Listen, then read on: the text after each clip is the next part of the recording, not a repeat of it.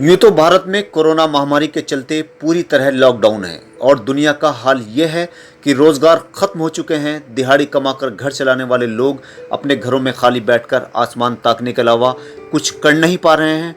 बच्चे भूख से रो रहे हैं, माएँ उनकी तसल्ली के लिए खाली बर्तनों में पानी उबाल रही हैं। लोग जहाँ मदद की आस होती है वहाँ के चक्कर लगाने को मजबूर हैं। ऐसे में सरकार का ये ऐलान कि शराब की दुकानें खोली जाएंगी सोचने पर मजबूर कर देने वाला ज़रूर है।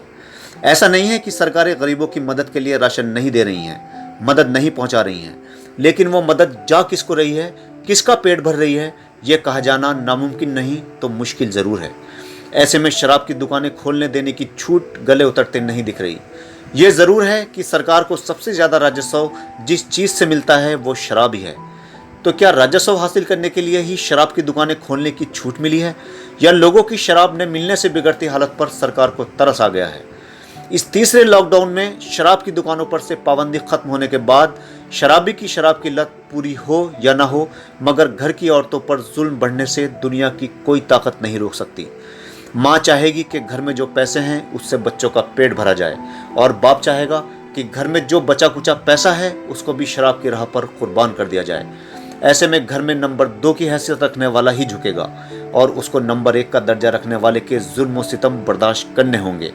शराब की लत किस हद तक इंसान को इसका आदी कर देती है, इसका एक जीता जागता नमूना देखने को मिला है बिजनौर में। जब सरकार ने रेड जोन में भी शराब की दुकानें खुलने की परमिशन दी तो सारा तामझाम, टेंशन, बेरोजगारी की फिक्र और बच्चों की भूख की चिंता छोड़ किस तरह से यह आदमजात लाइनों में जा लगा।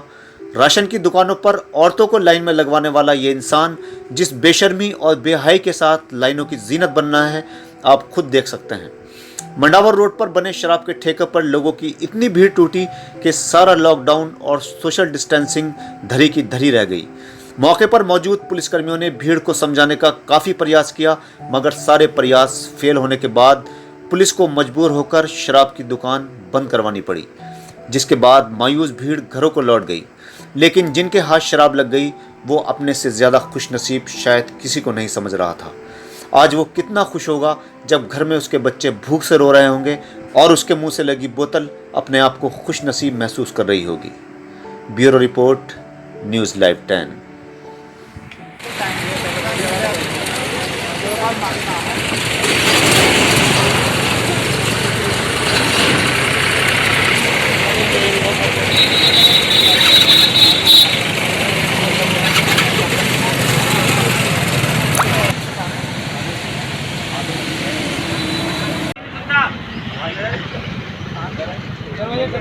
मास्क लगा के आओ, कपड़ा बांध लो, मास्क नहीं